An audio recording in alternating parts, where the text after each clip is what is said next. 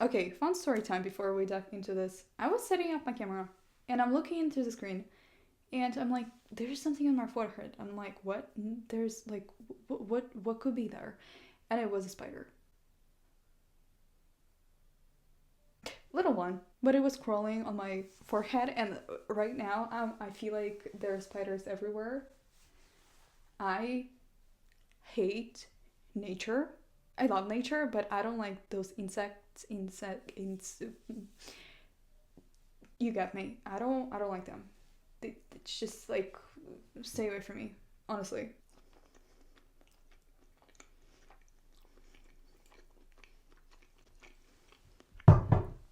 Okay, somehow I don't think it's gonna be a good idea to eat and film, so I'm gonna focus on one thing: eating. Bye. Okay, before I'm gonna cover my t-shirt with this mic and we're gonna continue into the topic of this video, can we just appreciate my t-shirt for a second? Like, I love this t-shirt. Okay, so I had a little different beginning kind of intro written down for this. I mean, had written down in my mind. So that already didn't go as planned.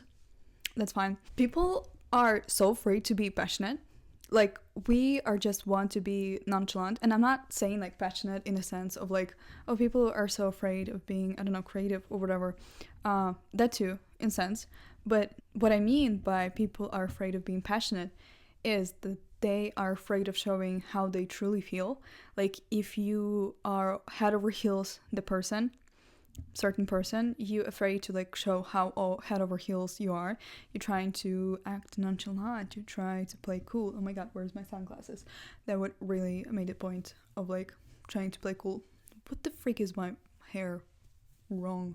Okay, and you're like, oh, I'm so cool, I'm so I don't really care about this person. He could like leave tomorrow and I'll be fine, I'll be okay, I'll be like rock and roll. Is it the sign of rock and roll? This, whatever. I don't understand these things. And I really know, I mean, I have my guesses. Why is that? Why we act like that? Why I act like that? Because if someone doesn't really want to keep our company, doesn't really want us around, we're like, okay, I like declined your offer first. I rejected you first, so it doesn't really hurt me if you do it second. It does, but we're just like trying to cover and be like this cool people, and weird things, weird things. But everyone of us does that.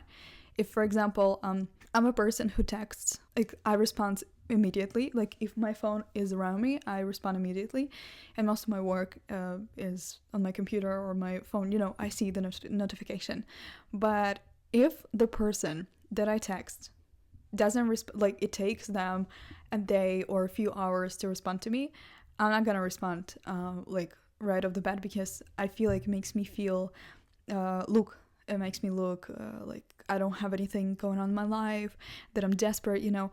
I don't know where I get that memo from. I thought like that like for a long time, but right now I don't really care.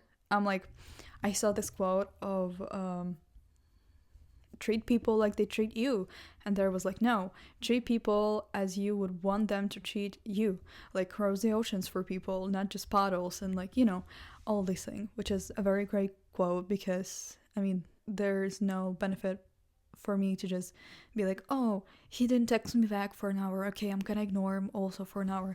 He texted me that he feels bad and like he needs my support. I'll text you back in an hour so you wouldn't feel like and also the same thing with a phone call. If someone calls me, I'm like,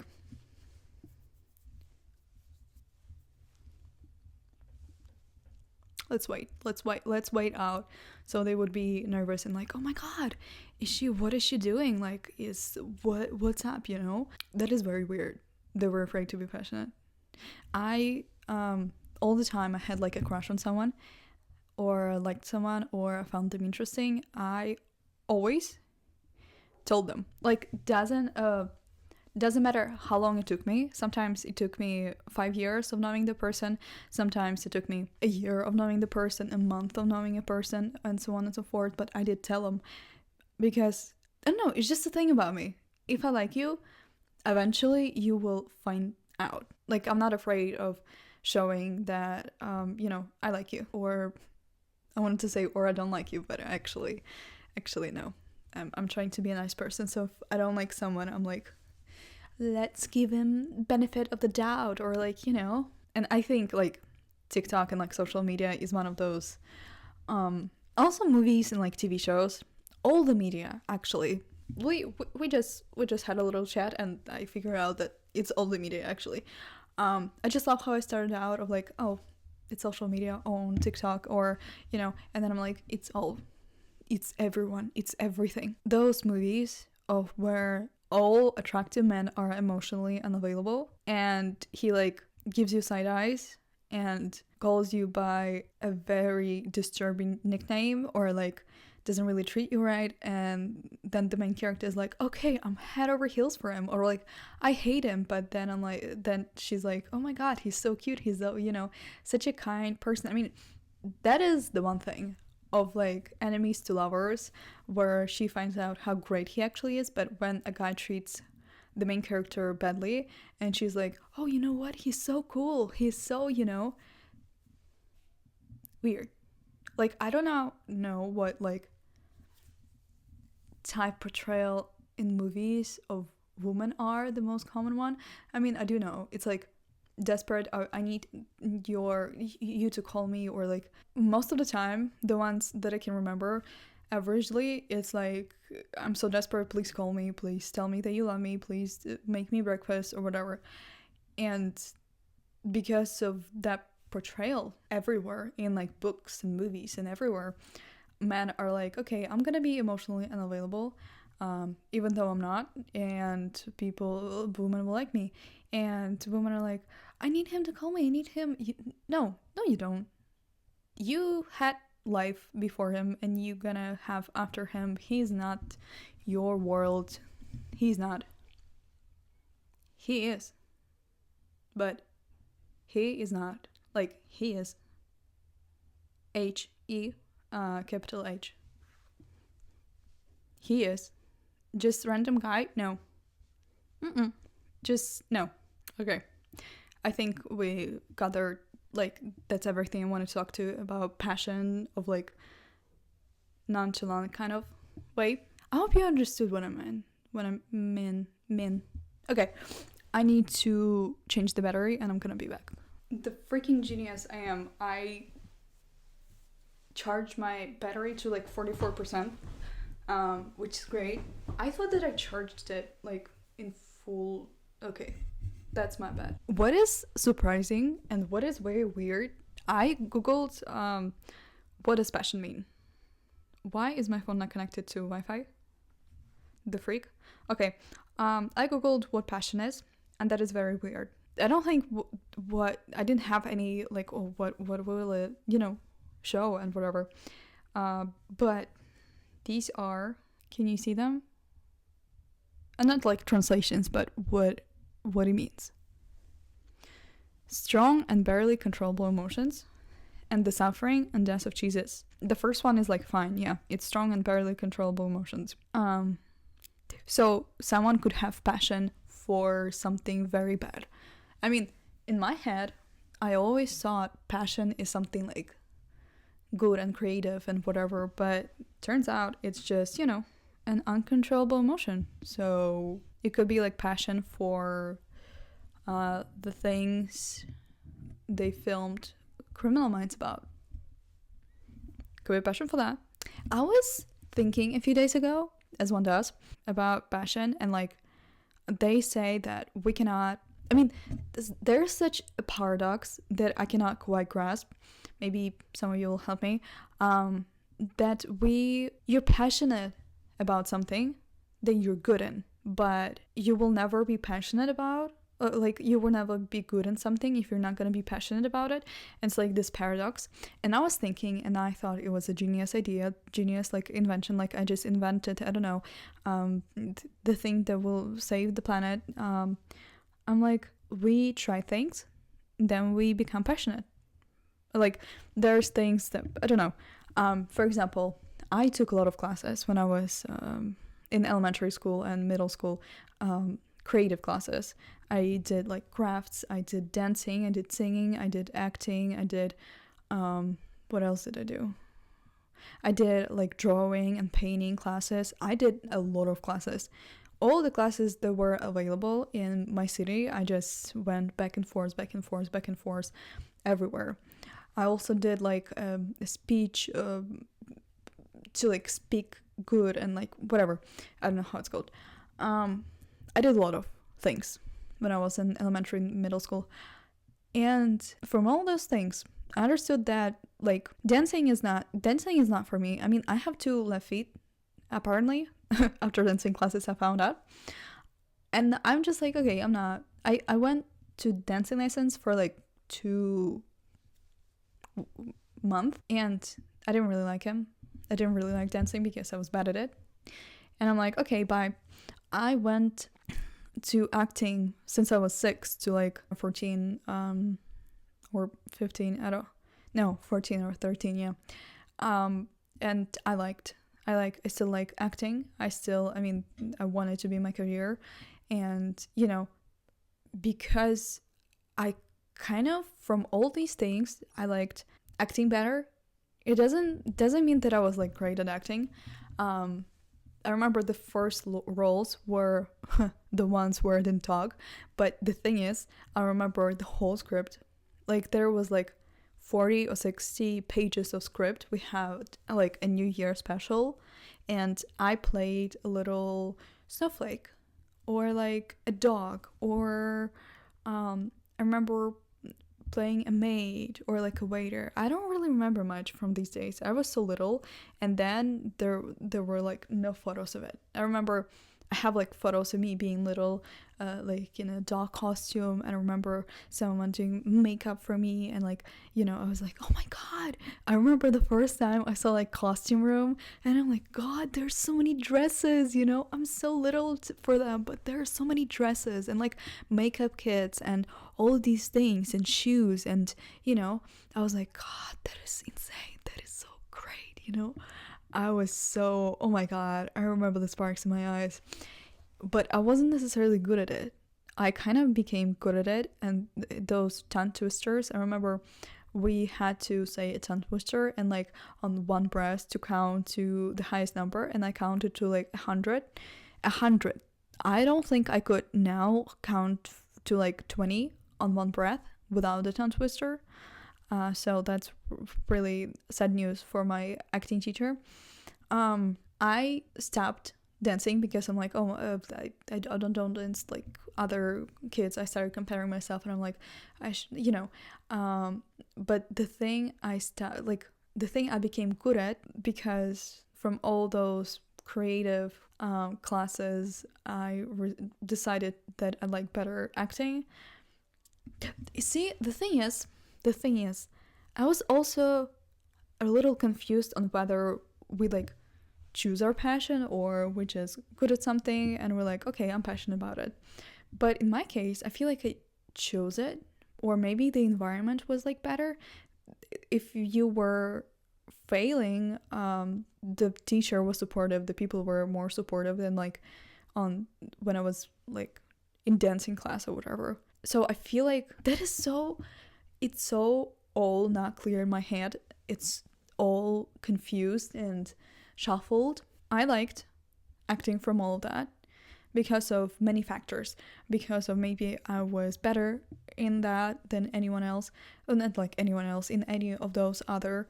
I had more supportive like people around me, or it was, I don't know, easier to go there, or I liked the food, or you know, whatever. Some factor like influenced me liking acting more. And then it became my passion. I became good at it, and it became my passion, which is very weird for me to say that I became good at it, because theater acting and like the popular acting right now is screen acting is very different. And the last time I acted like on stage was, oh god, when I was like 14 or 13 or something. So it was so far away, you know. And like screen acting is very, I don't know much about it. so I can't really say, but can't really say that like am I good at acting or not. That is, I mean, I think I am. Like if I'm gonna prepare and like really put in the work, it's so hard to say. I mean, with singing, I can hear myself and I'd be like, yeah, I'm good, or no, I didn't take that note, or this was awful, and whatever. The same way is with like playing instruments, I can hear it, but acting, I'm like, oh, I did a good choice there. But then also I watch someone else do the same monologue and I'm like, God, I should have done that choice. That was so bold, you know? I think passion comes from a lot of factors, like from childhood for sure. Like what are the people that you were surrounded with? What did you start doing as a kid? What, you know, so many factors. And the other question I have written down is, can it change? I think it can. I think you don't, when you are faced with a lot of complications and like when you meet someone romantically, you have this spark with them and you're like, oh my god, they're so great, it's so interesting, we talk to like 5 a.m, you know, and then in the month you're like, oh, I don't like, yeah, we talk to 5 a.m rarely, but you know, and then in the year you're like, oh, the spark is totally gone. I'm like searching for someone new because I was really wanted someone who gives me fireworks all the time and stuff like that. And when those fireworks and that spark disappears, people are like, I think it's not that. And the same is with passion. People think that if it goes great all the time, I mean, you feel the spark and you feel like, yeah, I'm doing this, this is amazing, then it is it. But the minute like there's any struggle, the minute you like, oh god, why did I start it? The minute there any doubt, it means it's not your, you know. I had doubts when I was a child if Earth is actually flat or round, but that doesn't really change the Earth. Like my doubts and my, you know, it doesn't really change. Okay, that was a horrible example. But the thing is, I don't know in how many videos I've said that already. There's such a thing as rule of thirds. So when you chasing your dream, achieving your dream, you're gonna feel great, thrilled, happy a third of the time. Then normal, a third of the time. You'd be like, oh, okay. I mean, like, okay, you won't have any spark, passion, whatever. And third of the time, you will feel terrible. You'd be like, why did I even start it? There's nothing, there's no progress. There's, you know, there's nothing. Why did I, oh my god, I'm such a failure. And that is normal. But I think what we're seeking, what we're after, is after this like spark feeling. That's why so many people have so many hobbies, and myself included. I'm not here like judging and not having literally piano and guitar and like behind me, because I'm like, I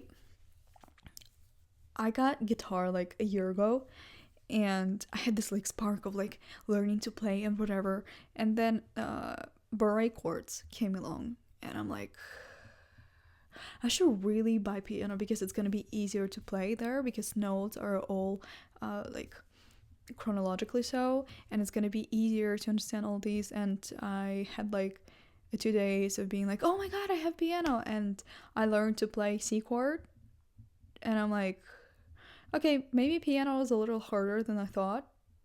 Spark is gone, you know. But when I deliberately take time out of my day to practice piano or guitar, I feel passionate about it. Because motivation doesn't come from, you know, skies. It doesn't really struck upon you. Action creates motivation, not the other way around. And we just are after this feeling. It's a dopamine feeling of like, oh, I'm starting crocheting. Oh my god, I bought these books. Oh my god, I bought the guitar. I know how to play a few chords. That is so, I mean, we feel very proud of ourselves in those moments, but then we're like, oh my god, we really have to sit down and actually learn how to do that. Or I was starting to learn French a few months ago, and I'm like, okay, I bought a notebook. I like, okay, I downloaded the book. I'm gonna teach myself through. I subscribe to like French bloggers, YouTubers, Instagram people, whatever. And I lasted for like 3 days. 3 days in a row, you know. The only thing I know how to say in French is that, sorry, I don't speak French, but I speak 3 other languages. And I'm not sure that I'm saying that last part correctly. So I got this like spark feeling, and then it was gone. And I'm like, okay, whatever, sure. I remember I don't like telling people things. Like if people ask me very specifically and straightforwardly, I'm like, okay, that could work, but I don't like telling people things. So my friend were like, oh, let's go out, whatever, and I'm like, I don't know, I can't. And they're like, what are you doing? And I'm like, okay, I won't be boasting, or I won't be like, giving my dopamine around. I'll just say the truth. They asked, and I'm like, oh, I'm learning French. And they're like, oh, shut up. Oh my God, so great. I can definitely see you speaking French. I'm like, this language suits you so much. And they were giving me all these compliments, and my ego was boosting, and my dopamine, and and then the next day I'm like, why should I learn French? I mean, I can do it later. I mean, French really suits me. I mean, and I just started thinking all these compliments, and I'm like, oh, so cool. So cool. I don't really need to understand it. I already told it to people. So, there's the thing in our mind is that our brain doesn't really differentiate something really happening and us just telling people about it, or just, telling people about it. I can say that I want to run a marathon, and my brain is like, oh, you already ran a marathon, because of all the reactions I got from people, because what is originally motivates us, that we want other people to see it. That's why we have social media. That's why we document it on social media. And we want people to tell us how great we are, how amazing we are. And even though you don't, part of you does, and that is human. There is nothing to be ashamed of. I think if you're a psychopath, you're like, I don't really care. I really want to just run a marathon. I don't really care about those human beings. So here's that. Wait, looks like I'm married, which I'm not. I'm not even engaged, but I just love this ring here. Also, should I tell you about my genius invention? I'm not really interested in like dating right now, and I go to church every Sunday, and there could be guys hitting on you, because people for some reason want to get married, and there could be guys hitting on you, and I just wear this almost all the time when I'm in church or like church meetings. And there was a guy who was hitting on like basically everyone, and he saw that I'm wearing a ring, and he never talked to me again. So this is great. I'm honestly, I really feel like it's a genius invention. I don't think I'm the first one to invent it, but I was pretty proud of myself. And I got people asking me like, are you married? Are you like engaged? Are you like whatever? And I'm like, happiness like silence.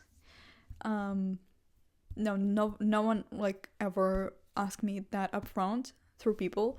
Like people told me, oh, this person was asking if you're like engaged or whatever, yeah, fun. We're not here to talk about me. Somehow we always talk about me at the end. I feel bad that we do. Okay, I think that is all. That is all I want to talk about, because I want to eat and to like clean up a little bit and head out. Have a great evening, morning, or afternoon, brunch, your whole day, whole week. I'll see you somewhere on this perfect app. Oh, someone is ringing the bell, so I'm gonna hug you and say goodbye.